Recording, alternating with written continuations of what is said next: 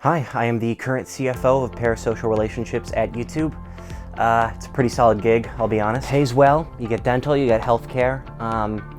There are a few death threats every minute, but I use the Pomodoro technique so that I can give myself space between looking at, hazards at my IP address and what elementary school I went to. It's definitely tough work, you know. I think, I wake up every morning and I think, how can I get this young, insecure, poor kid to just get borderline obsessed with somebody who looks like a Safeway bagger, you know? And treat them like a deity, you know, for streaming Undertale. It's just you lose a lot of time. You know, I haven't seen my kids since 2000. Ooh.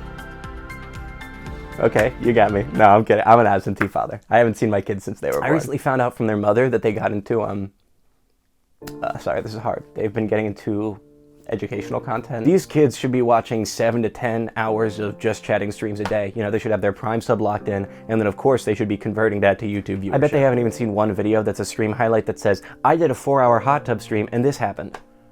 What kind of life are you living? Sorry, I don't mean to get emotional. It's just one of them is learning how to generate passive income through investing. And it's like, you should be using that money and giving it to your favorite streamer in bits, right? Just I look back on my childhood and, you know, I got a 1580 SAT score adjusted for inflation, and I went to Harvey Mudd undergrad, and I got an MBA at Yale, and I just wish that I would have spent some of that time cultivating a borderline obsessive relationship with some faceless gamer tag that I'd never meet. I didn't even have any shitty Redbubble fan art. There's just so much standing left to do, and not enough brave standing soldiers.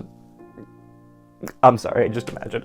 What if one of my daughter cures cancer? And you guys just cut to a sponsor or an ad or something. I'm sorry. Can you cut to a sponsor or an ad? You guys have visited a website before, right? You have, huh? I knew it, you sick freak. Oh yeah, Miniclip. Oh yeah, addicting games. Now, I know the truth. I know you sicko. You went to the CNN homepage. Get away from me. Now, if you're one of these sick, aforementioned internet users, which, let's be honest, I know a lot of you little freakazoids are, then you've probably surfed a lot of internet just lying in your bed or in your room, which is, you know, mostly perfectly safe. You'll be fine. You don't need to worry about going on websites and getting things stolen 24/7, like passwords being hacked out of nowhere. However, if you use public Wi-Fi, which I also use, public Wi-Fi is one of the easiest ways that somebody can get access to your passwords and your information, and it's very helpful to use a little safety buffer. Which is why I'm so happy to have this video sponsored by ExpressVPN. A VPN is a virtual private network that helps encrypt all of your data, send it through a encrypted tunnel. It's so neat and super cool and sick, and it will keep your information safe during that time. ExpressVPN encrypts 100% of your traffic while you're using ExpressVPN, so you can work at Starbucks and write your essay totally stress-free. It connects lightning fast with one tap. It can be used by up to 5 devices at once, so your whole family can get protected, and it doesn't deadleg your internet speed like other VPNs. I use ExpressVPN to make sure that my information is secure when I'm surfing the internet, especially when I'm logged on to my social accounts, because this is my job and my livelihood, and I really need to make sure that it is locked down and protected. So if you are interested in reaping some of the many benefits of ExpressVPN and making your internet searching a little bit safer, go to expressvpn.com/row and find out how you can get 3 months of ExpressVPN for free. Thank you to ExpressVPN for sponsoring this video, and I did my makeup real pretty for this ad read, because ExpressVPN is a pretty cool company. Back to the video. Hi, welcome back to the linoleum floors of an alcove in your high school. I'm that one janitor that makes you kind of sad. All things considered, the internet is a massive, all-encompassing piece of flypaper for the most godless things I have ever seen. You know, like face reveals, the internet's version of when that LifeLock guy put his social security number on a bus and got his identity stolen 100 times. In the old days, you didn't have to do a face reveal. You could just fidget a little while you were getting a portrait done, and history would forget your likeness. If you moved while a photo was taken during the 1800s, people would think there was a ghost there, and you'd be an honorable mention in a Watch Mojo B-side. But now the internet is forever, and when you post your face to that internet, it never leaves. Trust me, I've tried to get it off, but I think that image is just permanently burned into my sister's plasma screen. Okay, cut the shit. We all know why you're here. We saw the title. Do you know how scared I am to make this video? Making this video is like walking into a haunted house at midnight on Friday the 13th, and you just saw Ralph Nader go in with a hacksaw. I don't know why Ralph Nader is catching strays, but hey. Making this video is like going on Fear Factor, but only the parts where you have to talk to Joe Rogan. I have not been so scared since I saw the Terminator's penis cloaked in shadow in 3rd grade. It was horrendous. This is because stands are an unbelievable force of nature. They're like the Yosemite supervolcano, you know? I think they're the only army whose funding exceeds that of the US military. I'd be surprised if they weren't running intel ops on me right now with a low-flying AV-8A. Sun Tzu wrote The Art of War inspired by them, if you know what I mean. They also regularly use chemical agents in psychological warfare. I've been attacked personally by stands 3 times. I was attacked by Drake fans, which was interesting because that was just a bunch of 25-year-old men in Armani tracksuits with Tag Heuer diving watches telling me Scorpion is a classic. I really haven't succeeded in this life until a bunch of day traders who vape that you do not know quote tweet you into oblivion with statistics on a man named Aubrey from Toronto. I know it sounds like I'm describing a mild-mannered Nordstrom Rack employee there, but he's a famous rapper, I promise. I was attacked by Harry Styles fans. That one was terrifying. I had to make my Twitter private. I had to hide at a villa in Martinique while helicopters flew ahead. It was like an Ubisoft stealth mission, or like the Hitman trilogy.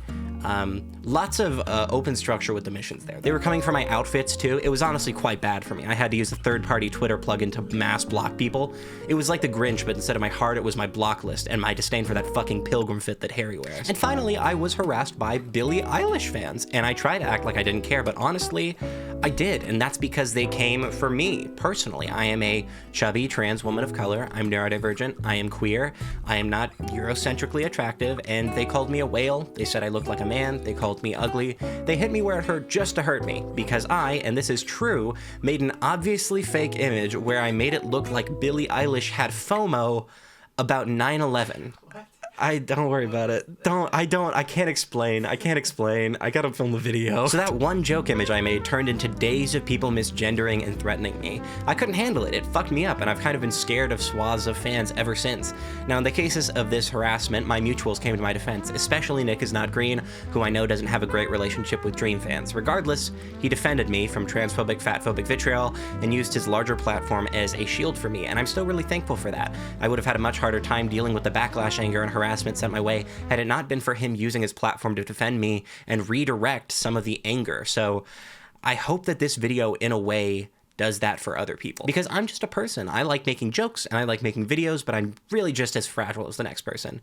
Maybe I just gave a bunch of people who don't like me a bunch of ammo to hurt me with, but that's just something I'll have to live with. It is October 20th, and I've decided that in about a week or so, I'm going to try to make a video about a creator with a lot of fans who get very defensive because they're criticized very often in unfair ways, and I'm going to try to be okay about it, but I think this might be not a good idea, because I think that they might get very mad at me, and they might, flood my Twitter mentions and DMs and stuff. I'm really worried about that, because sometimes I can take harassment and sometimes I can't, and it really depends on a flip of the coin. So we're gonna see how that goes. And I told some people that I would make this video, so I kind of got it now. So if this video doesn't come out, that's also okay, because sometimes people lie. Right now, I've sent out, I think, this survey that I've made over 100 times, and I'm going to kind of explain conceptually what I'm doing right now. So I basically tweeted out on Twitter, at @RoRamden, I said, if you are a Dream fan, former Dream fan, Minecraft YouTube fan, former Minecraft YouTube fan, DM me. I'd love to hear about your experience. And so many people reached out, more than I was expecting, hundreds of people. I decided I couldn't talk to everybody individually, so I made a survey, and I have made it completely anonymous, so none of these people are going to get anything exposed, no emails. So I just want to explain the rationale behind every single question here. At the top, we have Minecraft YouTube Twitter questionnaire. All answers will stay anonymous, and your email will not be collected. This is the first important question. Which of the following do you consider yourself? A current Minecraft YouTube stan and Dream stan, former, or somebody who knows Minecraft YouTube stans and Dream stans? The reason that this question is here is if we're able to filter by this, we can see what people who are currently a fan of him think, what people who have proximity to him think, and what people who, used to be in the community think. Have you heard of the grooming allegations against Dream? This is self-explanatory. We need to know that information. The next question is explain the reasoning behind your previous answer, and then to include evidence that supports or refutes if they have it, or if that's what they're adhering to. Are there any important Minecraft YouTube or Dream controversies you think I should cover in my video, or specific actions by any creators? Self-explanatory. I just want to make sure that I'm getting all the information I can and talking about the things that I need to talk about here. This is important. Check the boxes that you consider aligning with your identity. This is pretty much the biggest reason why the survey is anonymous. So we have neurodivergent, ADHD, OCD, autism, etc. I have ADHD and OCD. Queer. We have trans. We have non-white, so that will allow us to see perspective of maybe POC members.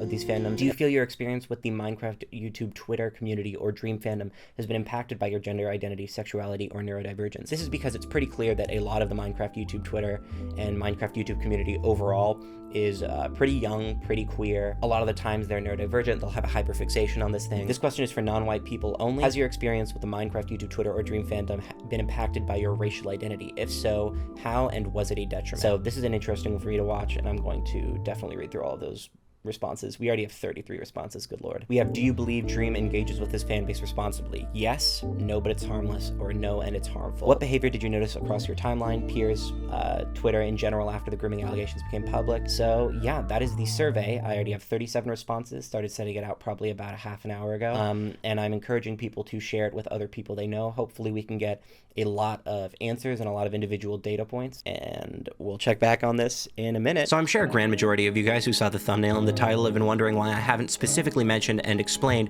who the man of the hour is. CEO of Minecraft Twitter and winner of Mid-White Man of the Year award, Dream. Dream is a Minecraft YouTuber with 31.1 million subscribers who literally portrayed his character with a mask up until October 2nd when he did a face reveal. It immediately was added to the Western canon, the Library of Congress, and the Criterion Collection, and he was finally awarded the Nobel Prize for Content, as well as etched onto the next gold Voyager record to be launched into space by NASA. This face reveal was really hyped up. He had celebrities react to it in advance. Addison Rae reacted to it, which is crazy because I thought she just did The Renegade and starred in Netflix movies with B-list celebrity dog trainers and Quibbies. Now, if you watch my channel, you may have heard of Dream before, since I'd mentioned him and praised his content, especially the manhunts, but this time, unfortunately, I cannot talk about him in the same way I did before because we have to take a little stroll to the Allegations Corner, your one-stop shop for everything alleged. So historically, a lot of stuff has been leveled at Dream, but nothing that really destabilized his atrocity small bean scale until recently. Up until this point, it's been saying weird stuff about rap music or making annoying videos about how ADHD makes you an outcast. By the way, I have ADHD, and it doesn't make you an outcast. If anything, the opposite. You can flip that Adderall and make a bunch of cool friends. Really just a smattering of things, but a little bit over a week ago, Dream was accused of grooming multiple fans. Those fans attached screenshots and recordings of their messages with Dream. So if you'd like the nitty-gritty details, play-by-play of every single message of those grooming allegations, I'd recommend you just read the threads of the victims. But if you want a summary, Dream has been accused of flirting with and sexually texting 2 fans, at least one specifically, both of which are younger than him. He claims he made sure that they were 18, but as a 21-year-old man with immense social power over these people, you should probably be leaving them alone. I'm sorry. Dream responded to these allegations with a twitlonger, which I'm sorry, can we please fucking stop it with the twitlongers? Back in the good old days, you would either just take a screenshot of your notes app, or you would simply get a duffel full of unmarked hundreds and be exiled to an island like Napoleon. This fucking twitlonger. Don't send me to a website called Longer Tweets if you want to make a detailed statement. Please, for the love of Christ. Also, basically what he says in the twitlonger is that the messages are real, but as you can see, they don't have screenshots of the alleged sexual pictures or sex, so they're lying, and this is actually really messed up to real victims, and he also has no proof of this. I understand that this was a really off-the-cuff response to massive allegations, but I think the repeated assertion that this is really offensive and hurtful to real victims just doesn't sit right with me. It feels like a deflection. Rather than focusing and saying that this thing isn't true, I can substantiate it and I support victims, it's the reframing to say this is so fucked up to other people who claim assault. What the hell, when it's not really. If somebody levels false claims, that is absolutely messed up 100%, but the people who have decided to support victims are probably not going to shift because of this, and most of the people who have decided to play a frustrating fence-sitting game where they wait for flawless evidence from victims have probably also not shifted positions because of this. Additionally, if you're a Dream fan and you're using this rhetoric and publicly shaming the victim, there is a universally bad outcome for everyone here. That being that, 1, if the allegations are true, which you have no more ability to be sure of than anyone else, then you are defending someone who does not deserve defense, and 2, if they are false, then you are spreading rhetoric and harassment that negatively affects people who have experienced improprieties of this sort at the hands of large content creators and celebrities. The main fan, Amanda, first started exchanging messages with Dream in September of 2020 and continued to DM him until January of 2021. Dream and her DM'd throughout this period, and Dream gave her his private Snapchat, presuming those messages are not fake. Additionally, if these Snapchat messages are not faked, he called the fan gorgeous as fuck at her high school graduation. If this is the case, that is more than enough for me to heavily question whether Dream was interacting with his fans responsibly. Dream fans, if you are watching this video, I need you desperately to understand something. This is not an okay thing for a creator to do. Whether there is direct evidence of grooming or not, this is not a responsible way for a massive creator to interact with an incredibly devoted fan. I know that there is a point at which you believe that Dream is friendly and fun and wouldn't do something like this, but This behavior is irresponsible. It just is. It's not something you should be doing. And he was 21 to 23 while doing this, older than me and with a larger platform than me. Of course, this is not to say that all interactions with fans at this level is inappropriate, but the explicit choice to move to a private messaging app with self-deleting messages that notify if you save or screenshot certainly is. Also, if you happen to watch Minecraft YouTube and you're a fan of private Twitter, that's a huge way that the parasocial dynamic is furthered. If you're moved into a private space that non-fans literally do not have access to, you become much more likely to form a stronger bond. Now, if you want to say, but Dream would never lie about something potentially career-ending, you may be right on this count, but consider that Dream is the most famous Minecraft speedrunner alive, and that he submitted a run for a world record, and then a bunch of people analyzed his streams and realized his RNG was essentially statistically impossible and published a report, and then he hired a scientist to write a report saying, actually, no, it is possible, and then months and months later, he was like, actually, if you think about it, I did find a mod in the folder that did exactly what you guys accused me of. I'm sorry, I didn't even know it was there. Why wouldn't he check when he first got asked? On the other hand, though, very similar allegations like this have broke against other big creators in the community that turned out to be proven completely false. So, I don't know. In the aftermath of this scandal, fans have poked holes in Amanda's story, have claimed she's lying. Somebody who says they know her in real life says she faked the messages, a whole maelstrom of difficult to verify information, and people are saying she is behaving irrationally. And here's the thing, yeah, she kind of was behaving irrationally. There's definitely some stuff that doesn't fully make sense about how she shared the information in parts of her story, and they're kind of a bit weird, but seeing as Dream says the messages of him giving his private snap to a fan younger than him are real, now here is the unfortunate part. I can say nothing conclusive about this. I do not know if Dream did these things to these people. I can say that I will always believe survivors, and I still do that. And that Dream confirmed that the messages were real, and that it seems like he did exchange some sort of Snapchat with that fan, and that he has cultivated a very intense parasocial attachment between him and many fans. So messaging a fan might be irresponsible. But in the end, I cannot conclusively tell you what the truth is, because I am not a judge or an omnipotent being, and I cannot know certainly what happened. None of us can. We can just try to make the best decision. In addition to this, Dream has threatened litigation against the people who published these claims. He's going into legal proceedings, so he can't really talk about it more. Now, on one hand, you can say that this is the use of a power by a rich man to silence victims. On the other hand, you could say that this is the action of an innocent man who has nothing to hide. I don't know which one is true. Again, I can say that if I directly told you that there was a truth or a best course of action as to what to believe, I don't know how legally safe I would be for that. I'm sure you can extrapolate my general feelings for him from this video, but it is safer if I leave it at that. Explaining stan culture is incredibly difficult, and I have to do it for people of all ages here, which isn't easy. It's like if Sheffield was a leper colony that they sent every Beatlemania participant to. You gotta put it in context here. A stan community is like if they took the K-pop club from your high school and put them in Parliament. It's like a tornado swept through the most contentious booth at PAX. It's hard to explain what Minecraft YouTubers do. I'm gonna try to do it with hard, peer-reviewed science, otherwise known as charts and graphs, as we have right here. Hi, welcome back to Numbers with Rose. Does anybody remember where I live? So here's the first graph we're using for Minecraft YouTubers. The y-axis is going to be how much they're treated like human, so there's an H. The x-axis is going to be how much they are treated like a small dog in a purse. I'm not fixing that. And the z-axis, which isn't visible right now, is going to be how much they're sexualized, which is never zero. It's just impossible. It can approach zero forever, but it will never connect. It is a horn dog asymptotic variable. There is a fourth invisible axis, which is time, and a fifth axis for current haircut, but it is impossible to comprehend with our senses. I'm really the Vladimir Lenin of Khan Academy, aren't I? This is the dick dude dog graph that every Minecraft YouTuber fits on somehow, in the same way that every single person sits on the silly versus unstable chart. Every Minecraft YouTuber with a fandom is going to have a rabid selection of their fan base that will treat them with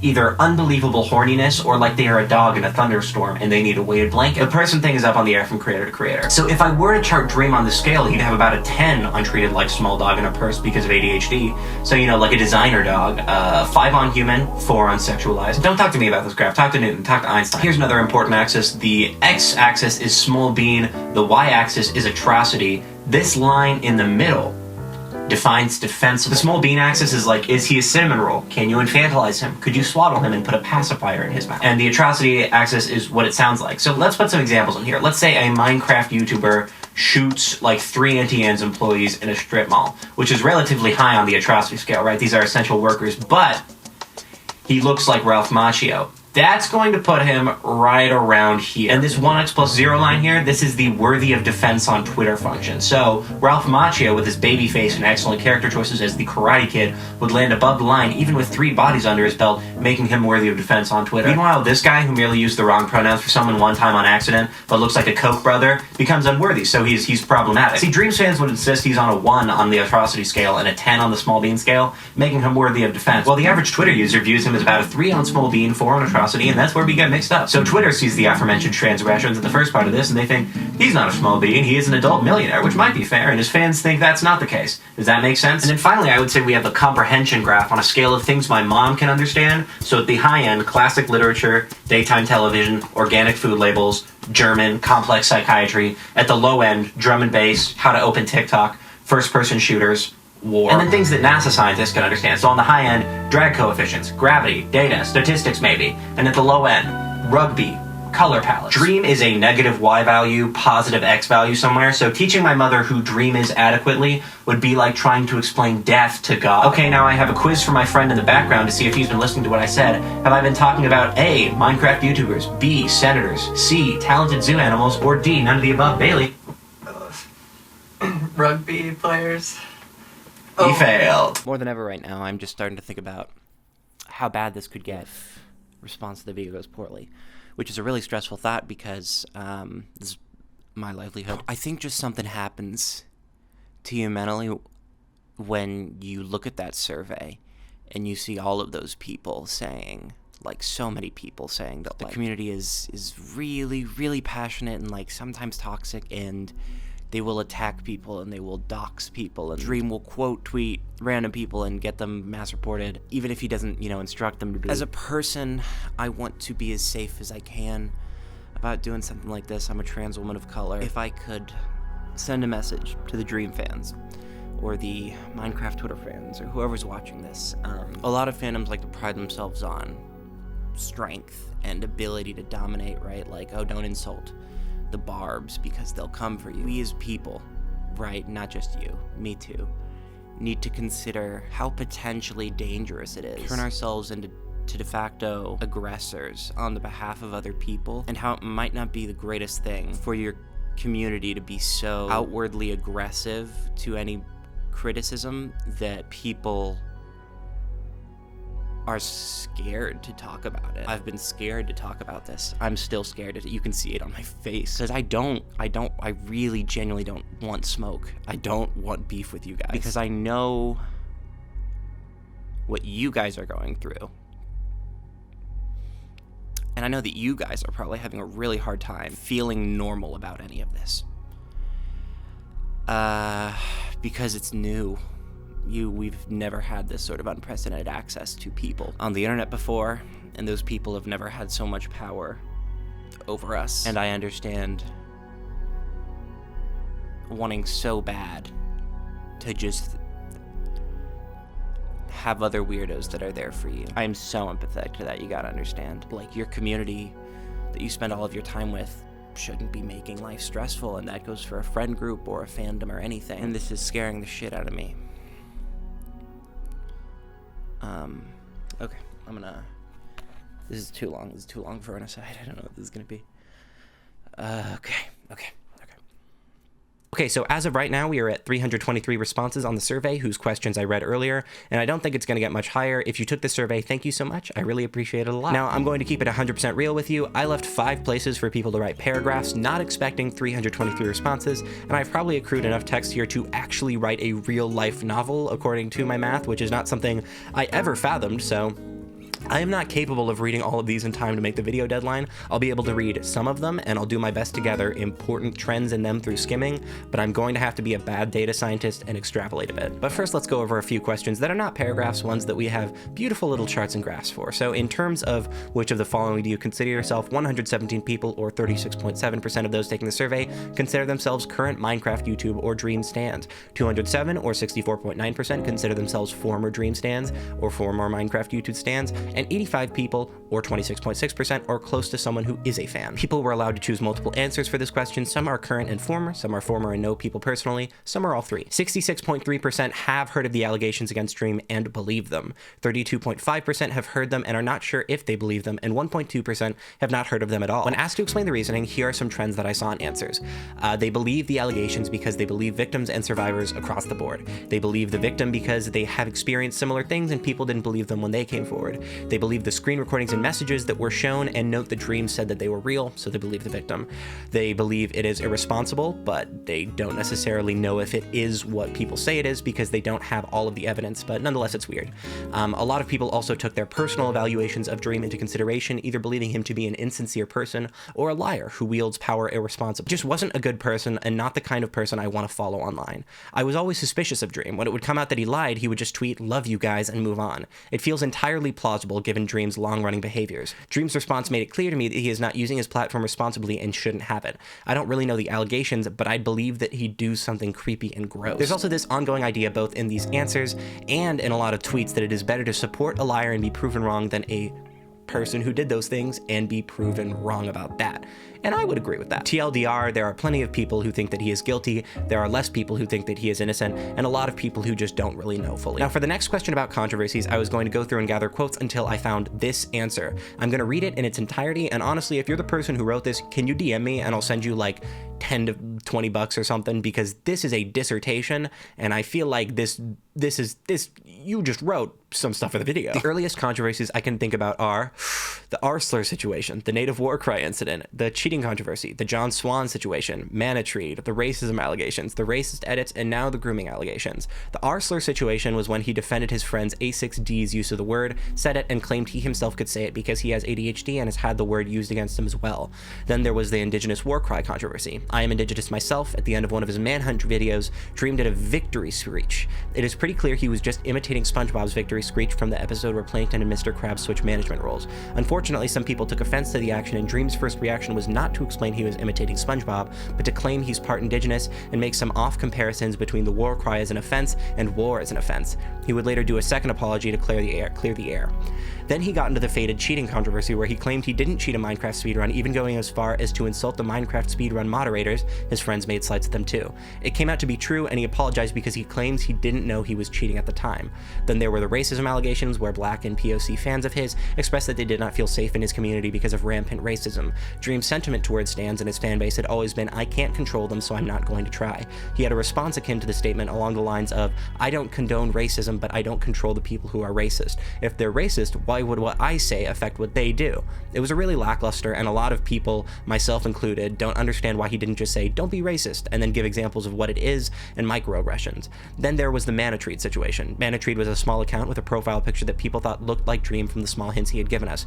He gained popularity because people thought he was Dream, gaining Dream's attention. Dream eventually invited him to the Dream SMP. Manatreed was there for one day before abuse allegations came out about him.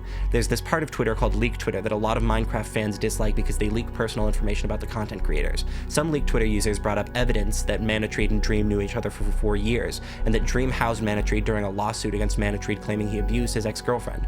As far as I know, these allegations came out as false, but the damage was done. Dream has stated he suffered from an abusive relationship in the past, and his reaction when the allegations came out were not so pretty. He famously claimed that the people who believed the allegations were foolish to do so, which sat really poorly with a lot of fans. The racism edits came out this year. Using the Wayback Machine, several users described Dream had made letter, and that word edits not too soon before he blew up in 2020. This is what really caused me to detach myself from him altogether. I had already unfollowed him around the Manatreed situation because I didn't want to see his tweets anymore, but this was pretty much the nail in the coffin. As far as I know, he admitted to making the edits, but stated he doesn't condone this or that, like the that. I don't know which words will get me demonetized, so we're playing a little bit of hopscotch. That right there, that is oral history to me. And as you can see, goodness gracious, there are so many controversies. One other that I want to highlight before we move on is the association of the Dream SMP with creators that have done problematic stuff, including Jay Schlatt, who has been accused of a laundry list of things so far as offensive or problematic behavior goes. I'll put a Twitter link in the description to a thread of stuff that has been leveled against various members, though I will say it is very uncharitable, so it is definitely biased. In terms of identity split, 79.6% of survey takers were neurodivergent, Intelligent, 53.9% were trans, 28.5% were non-white, and a whopping 298 people, or 93.4% of people who took the survey, were queer. This is, one, what I expected, and two, a valuable insight as to why people may be inclined to stay in the community, even if it becomes toxic or quote-unquote unsustainable. Queer spaces online where things like neo-pronouns and xenogenders are respected and not argued about can be further between, especially ones this big. A space so predominantly queer is going to be a sort of safe space, and the responses to the next question about experience relating to gender identity, sexuality, and neurodivergence, there were quite a few people who said that they felt accepted or that the community opened them up to a larger group of people that were like them. Some people also said that their interest in the fandom was only a result of hyperfixation that faded, or that people used neurodivergence buzzwords as an excuse for bad behavior, or that Dream pseudo-queer baited, and yes, a whole lot of people who just said, nope, my experience was regular, nothing changed in my life. There were also some people, one non-binary lesbian specifically, who referenced the frequent identity discourse and focus on queer issues to be uncomfortable and invalidating, or others who said they felt validated in their neurodivergence by participating in the community. So a wide range of answers here. Out of 91 people of color who took the survey, over 60 of them said that in some way or another, the Minecraft YouTube space or Dream fandom is weird about race, particularly anti-blackness, anti-indigenous stuff, not being willing to speak out about race, performative activism, defending creators joking about race, and white savior complexes. This statement from a survey taker stood out to me. As a black person, you pick up on the small things that fans and content creators say that don't sit right with you. Thousands of people bashing Sapnap for listening to hip-hop on stream just to ask him to play indie bands like Mother Mother instead. Large parts of the Tommy Innit fan base seeing nothing wrong with calling him C-word Innit because they joked that he acted like a raccoon. The overall disregard for anti-black statements said within the community. At the end of the day, I know this would happen in any other fandom though. I can't get too mad, but it is shitty. I think the interesting stuff here for me is that microaggressions and racial improprieties in this community are particularly frustrating because the fan base already considers themselves very progressive or pure, so they have a difficult time accepting that the creators or them have done something hurtful. And finally, the real bomb, in response to the question, do you believe Dream engages with his fan base responsibly? A whopping 303 people said no, 96.5%, with 89.2% of people overall saying that it is harmful and 7.3% saying it's harmless. Only 11 people, 3.5% of survey takers, said yes. And finally, what behavior did you notice across your timeline peers in general after the allegations became public? Anything concerning or unhealthy? I think I'm going to let some quotes speak for this one. Believe victims while actively retweeting people trying to disprove the victim by digging into their account. My partner's immediate reaction was to become depressed, panicked, and extremely distraught. Their love for Dream, his friends, and content was always extremely personal to a degree that concerns me. It genuinely got me worried about their physical safety. A concerning amount of people were playing detectives. I'm staying neutral, but here are the facts, presented in such a way that makes Dream seem innocent and Amanda as an attention-seeking liar. Some of my peers immediately believing he's a groomer because I guess that's what they want to believe. A lot of fans of the Dream SMP haven't even publicly acknowledged the situation.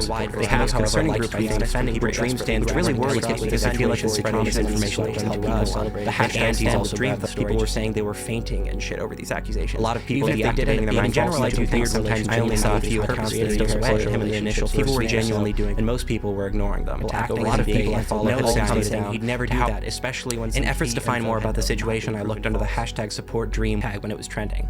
I felt sick looking at tweets of people blindly supporting him.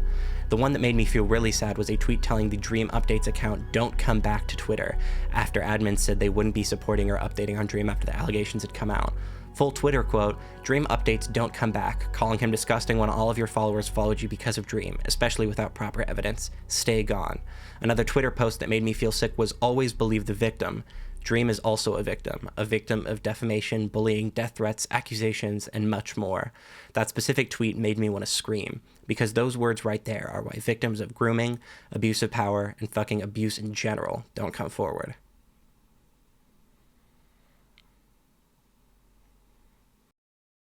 So we're about to drive downtown, get some footage for the video. 295 responses on the survey. I'm feeling a little bit better, and I went through a lot of the responses to the survey. I'm feeling a little bit more calm. It's a dice roll. A lot of people have also been expressing a lot of concern that I'm covering this because they're worried about harassment. I'll be fine. I can take it so long as you guys don't do some really, really unhinged stuff. But I don't know. To me, it's like, I'm one person, and I don't think you guys are going to kill me. I hope.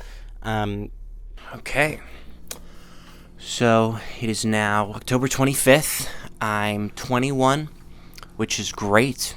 What is not great is that I have spent all of the hours being 21 thinking about this video. It's weird. It's a very weird psychological experience because I'm kind of in like a state of denial right now because I'm thinking like, maybe people won't be that mad about this video. And I don't want those real rammed in slashed in negs or whatever. And I wanted to talk about fandom for a long time on this channel, but on one hand, I completely understand why it's so serious for these people who might get mad at me, and on the other hand, I have no idea. Sorry, that's the most disgusting, decaying food I have seen in my life. And oh my god, there's nuclear waste in this refrigerator. That is disgusting. I'm not trying to like do some annoying like narcissist thing by being like, oh, like what if people attack me? Because of course the person who published their allegations, they're getting way more hate than me, way more flack than me. They're going to be attacked way more than me. That's just a given. I can't really handle that scale, that like large scale harassment. As a person, it freaks me out. It totally destabilizes me, and I don't want to just totally snap because of it. So in no way am I saying like, oh, me making this video and, you know, inciting the hate of a fan base is akin to that. Like, not at all. Whatever. Make my bed. Gonna lie in it. Gonna fall asleep. Gonna catch some Z's. Gonna wear a nightcap. Gonna carry a candle. Gonna be dressed like fucking Scrooge. Ebenezer Scrooge. I'm going to sleep, and there's going to be a big log above my head, and it's going to get sawed in half and hit me on the head, and then a big red bump is going to go up, and birds are going to fly around it, and it's going to be stupid, because I'm stupid. This fridge has been open for too long. That's my update for the night. One of the most interesting things I saw while making this video is somebody who responded to my survey as a current Dream fan. They DM'd me about being excited to see what I say. I went to their account and saw that they were nervous about my video and were in fact waiting for an updates account to reveal whether the video is positive or negative. This really piqued my interest because my goal with this video was to reach Dream fans, not to alienate them. But how am I supposed to do this if there are literal accounts labeling content as negative or positive so they can filter out what is acceptable to watch? So I find myself at these crossroads of approachability and earnesty.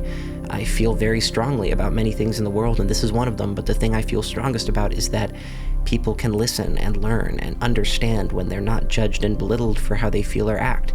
So I reached out to them to try to understand what this actually meant. For the most part, I've never had an attachment to a creator so great that merely hearing negative talk about them could freak me out, but I definitely understand the weight of a deep relationship with a content creator. I learned through this reaction that the Dream community is incredibly wary of criticism because of the amount of harassment and death threats they have received over the years for a variety of things. In a way, it seems to me like the community has become reclusive and isolated as a defense mechanism which perpetuates itself, as they create safe spaces to avoid attacks on their interests or criticism of them.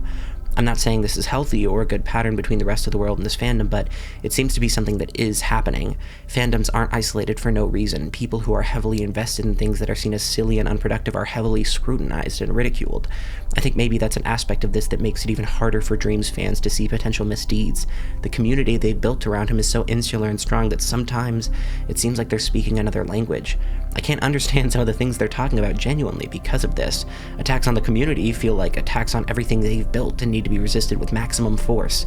This is something that happens with many fandoms, K-pop, the Barbs, etc., but I think that the Dreams fandom is so well known for it because it is incredibly difficult to parse out or understand what they are talking about sometimes.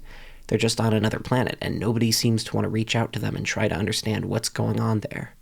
I want to talk about face reveals really quick because a lot of this ended up bubbling over because of Dream's face reveal. Okay, so a lot of people insulted Dream about his appearance, right? And I would claim to be above that, but I'm really just above saying, like, big chin, LOL, or he used to be fat, because that's gross. Don't insult somebody's appearance like that. There's a lot you can say about Dream without insulting his features or body type and just insulting his vibe. You know, like the third chair trumpet, he's just got that vibe. Foot Locker employee who adult men try to haggle. Guy who is a G Fuel brand ambassador, which just means he has an affiliate link. A side character in a Disney XD show that has trouble talking to women.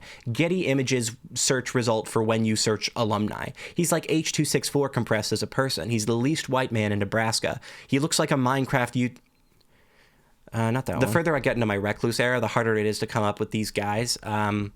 Guy who uses mnemonic devices to remember Stack Overflow coding shortcuts and posts them to his own Stack Overflow, stealing them from other people. Glenn Howerton and Dane Cook have a child that works IT. 2013 American Eagle, neck down winter collection model. John Krasinski pre-office Funko Pop, or Vietnam War era G.I. Joe action figure for a prisoner of war. When you check out at Teespring and they put your shirt on a mock-up with the guy, he's the guy. He's built like a default wallpaper. If you looked in his head, there would just be a cubicle with a smaller him running on a hamster wheel inside of it. He looks like he runs on AA batteries. He was 3D printed using schematics from an early DreamWorks proof of concept. This is like 80% of a dude, kind of like a dully generated guy. He peruses the organic flour in the baking aisle, if you know what I mean. He likes going to fireworks at the airport. He eats Triscuits. He looks like a babysitter. He's like that kid that was in your orthodontist waiting room when you got your wisdom teeth out. He's the guy whose silhouette they use for the stand-in image when you don't have a profile picture yet. He's a second grader who chews the aglets off of the pull cords of his hoodie. Celery is his favorite vegetable. He knows his favorite beetle. He mained Meta Knight and Brawl. I don't know.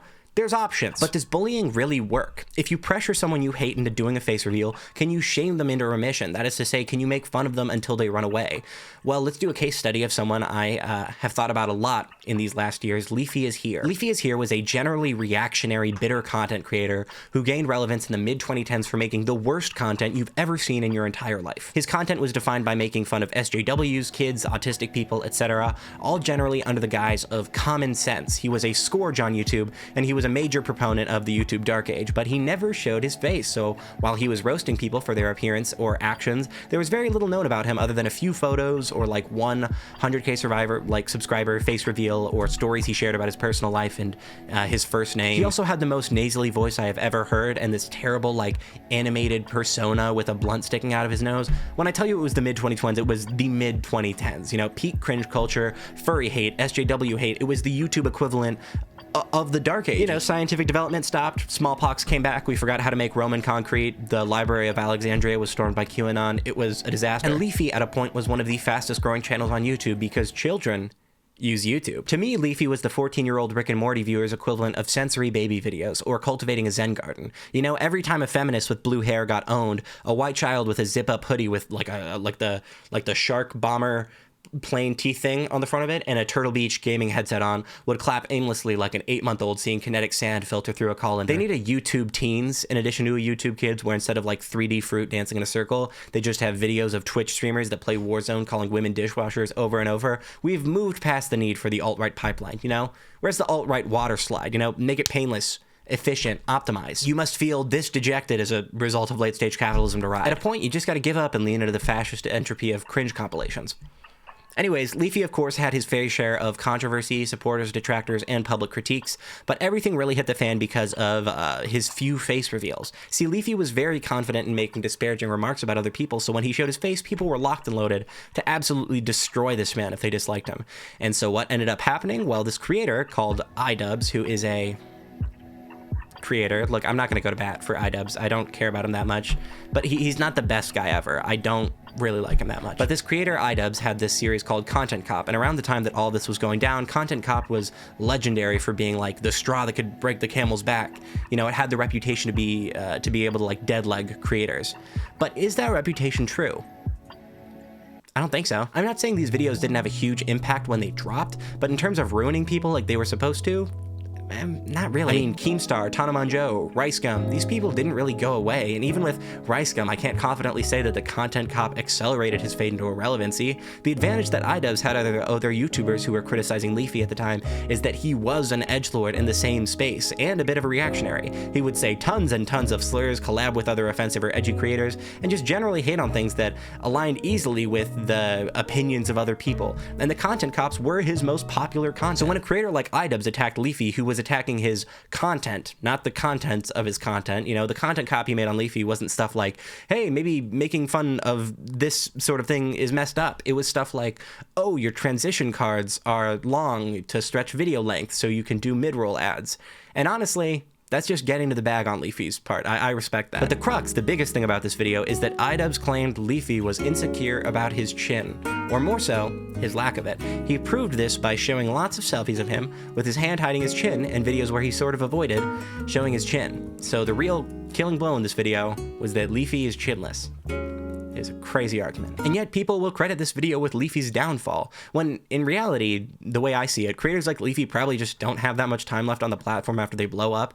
They have the creative lifespan of a fruit fly, and in Leafy's case, they also sound like one. Leafy's response to iDubbbz was incredibly weak, but even if it wasn't, I just can't say that on a broader scale if you want someone off a platform that bullying works, because Leafy is a completely different creator to someone like Dream. Leafy's entire online persona relied on insulting and belittling other people, creating a community of online internet losers, for lack of a better term, who finally could find a place to express their unfettered rage at the downtrodden folk of the world who they, for whatever reason, had come to see as their enemy. Because of this, Leafy's actions became his own biggest enemy. If your only weapon as a creator is shame and then it is turned against you successfully, you will look like a coward, and Calvin couldn't take it. His career hasn't been the same ever since. If you're a bitter person who wants to put the rest of the world under you, you can't look weak. Your back is gonna give out. On the other hand, Dream is a relentlessly clever, upbeat creator who has built his platform off of being good at the most popular video game ever created, Minecraft. Additionally, Dream has cultivated a community of fans who are used to being ostracized, young people who have identities and minds that are aberrant from the status quo. This means that hurtling insults and constant bullying at Dream and his fans isn't productive. It's entirely the opposite. Now, I'm not telling you what to do. You can say what you would like, but if your goal is to be on good terms with a fan base like Dream's or Minecraft YouTubes in general, there are better ways to go about this. When you throw insults at pejoratives at his fans, you send them further into their shell, which makes it even harder to communicate with them effectively. I hate this.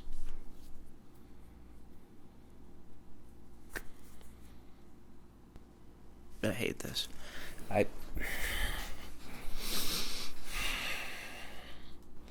don't know. I just don't want people to subconsciously go harder on me because of my identity, which is something that people might do. Because people want me to die. Which is okay. I just need to sleep. I need to sleep and I need to take my meds and I need to tune up the script and just get to filming it. I'm really fucking stressed. I'll be good. I'll be good. I'll be good. I'll be good.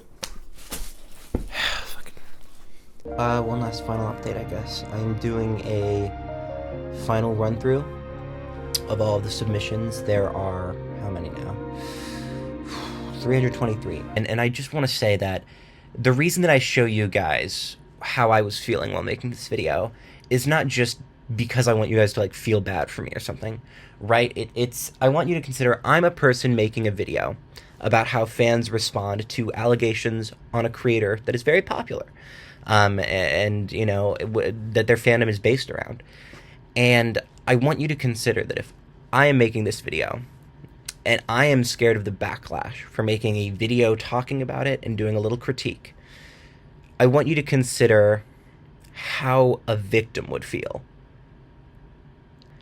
How they would feel about coming forward with their evidence or with their story.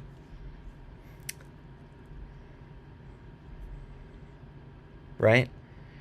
Because we can say we're progressive and that we're leftists and that we care about victims all we want, but if we're fostering an environment where the minute somebody who says they're a victim comes forward, they are bombarded with harassment, what are we doing?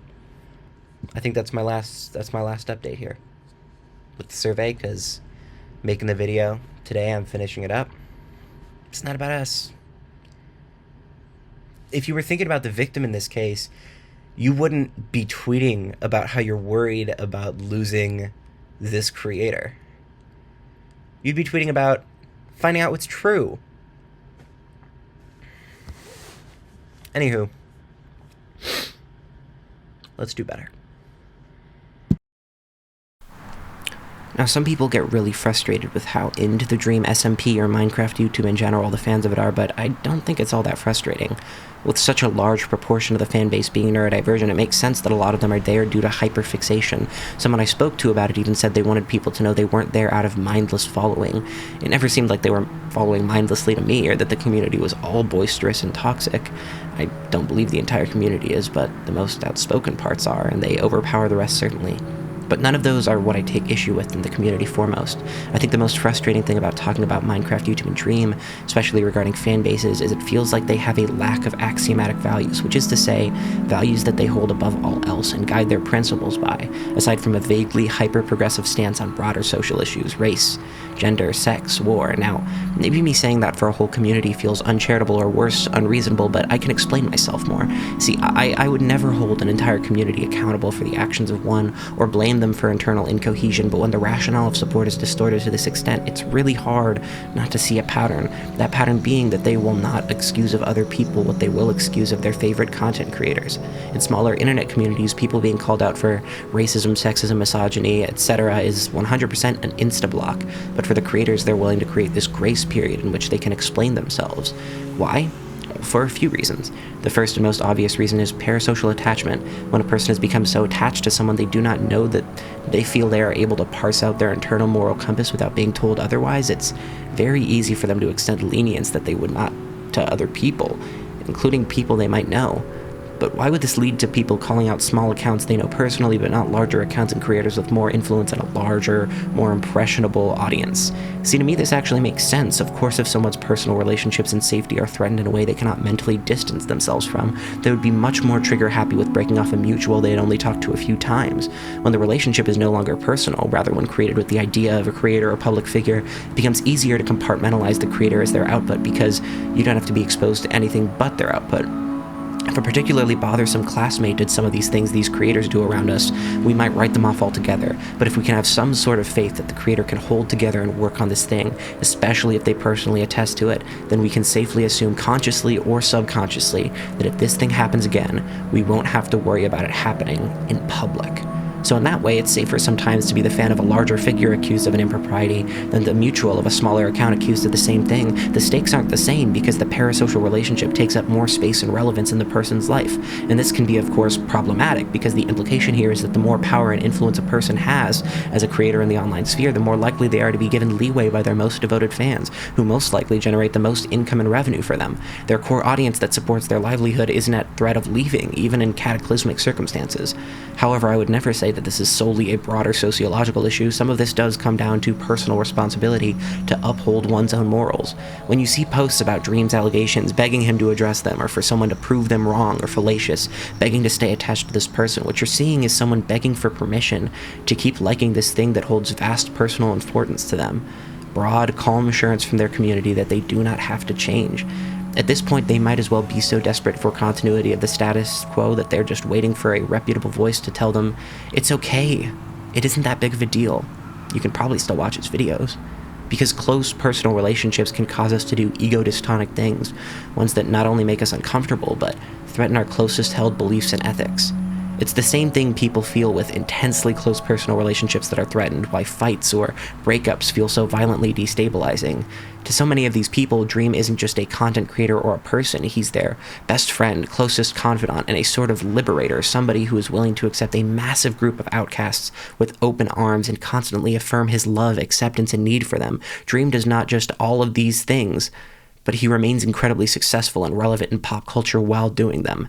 Especially for marginalized groups such as neurodivergent or queer people, any large, powerful figure that is willing to uplift, even passively, their message or community becomes deserving of protection. This may be why in some cases we see people of color unable to excuse the things white people do. If Dream is able to uplift and advocate for queer and neurodivergent folks but doesn't seem as eager to address anti-indigenous, racist, or anti-black statements and jokes, then they would have a harder time finding a point to anchor their parasocial attachment to. In dense communities like this, sometimes it truly is not enough to be right or to stick to your ideas. You must move with the majority opinion.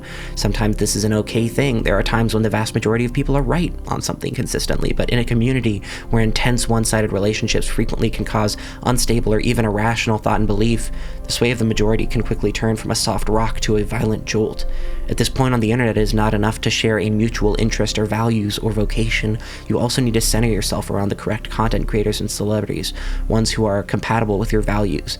If they end up not espousing your values, you are faced with one of two choices. 1, stop supporting them, stop enjoying their content. 2, stray from your beliefs in order to solidify their space in your life. The further you go down the second path, the easier it is to keep doing it. It may not directly be cult behavior, but it shares parallels with it. The more you give away, the more you have to lose.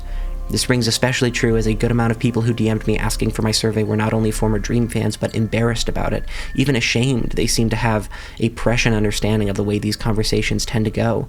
Gaming YouTubers are lame, Minecraft YouTubers are lame, you're lame if you like them, and you're once more an outcast for what feels like an insignificant interest. I don't believe this. I don't think enjoying these creators or these communities is inherently lame or cringe, whatever that means. I do think that enjoying these creators or these communities is indicative of an occasional conciliatory behavior, one that flourishes publicly rather than privately. The difference between life and death, the inability to separate criticism from character assassination. This tendency spreads from the communal to the personal, though, as the critique of the community or the creator immediately brings back these memories of being derided and belittled for your interests in the past. In this way, there's functionally no difference between an attack on the community and an attack on you for being a part of it, which is why I really want to take a moment to address any fans here directly, especially ones that have engaged in behaviors deemed as obsessive or inappropriate. I don't hate you. I don't think you're bad people. I just want you to know you have options. There are places for you. On the internet, ones where you're not blamed or turned on for your neopronouns or your gender or your race or your mental health or your delusions or psychosis or your dissociative identity disorder or your hyperfixations. There are places that can change your life, places that uplift the voices of the marginalized and help you find lifelong friends. You aren't destined to be hated or have your thoughts and interests belittled.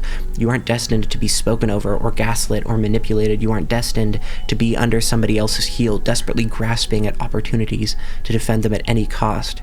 You aren't destined to be bullied or belittled or made to feel lesser than or to look up to someone who betrays you. Your life is not destined to revolve around people and things and feelings who you cannot interact with. I don't know what your life is destined for. I don't know you. I don't know your story or exactly what you need, but I know one thing for sure. Change isn't the end of the world. Learning isn't apocalyptic, and sometimes you have to leave a chapter of your life behind to truly accept what happened during it. I didn't understand how I was being manipulated until it was behind me. At the time, I was just scared of being stepped on, of being thrown out of the group, of being outcast. I didn't want to be different. But it wasn't worth it. Those people didn't give a fuck about me. They gave a fuck about the me they could turn me into when I was around them, the one I tried so hard not to become. They made me worse. They made me be worse to others. On one hand, I know some of this was my fault for continuously being mistreated and refusing to accept the red flags.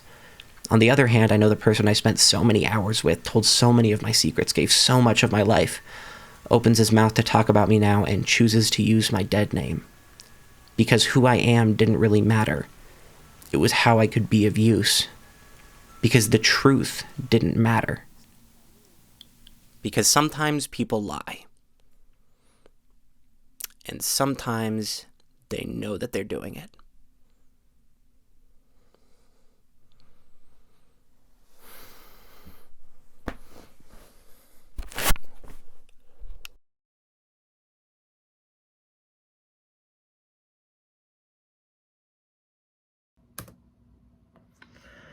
Okay, it is officially the end of the process. I just finished editing the video that I've had to think about for the last 25 days. I'd like to say thank you to ExpressVPN for sponsoring this video. Please use my code for 3 free months and whatnot, link in the description. But I'd also like to say thank you for hearing me out and watching. I really hope something here resonated with you. And, you know, take care of yourselves, take care of others, be kind to yourself and be kind to others. And as always, thank you for watching. On screen right now is a list of my patrons. If I reach $1,800 monthly by the end of the year, I will make an hour-long video of their choice. I am currently at $1,545, and we started at $900 last week, so we're only $255 away, which is just wild. Thank you guys so much for that. I really do appreciate the financial support. If we exceed it, I'll have to, like, add additional goals. I don't know what I'll do, maybe additional videos that you guys can decide on, but we'll see. Yeah, thank you so much for watching. Goodbye, stranger. I hope life gets better, even if it's good right now. Take care. Bye-bye.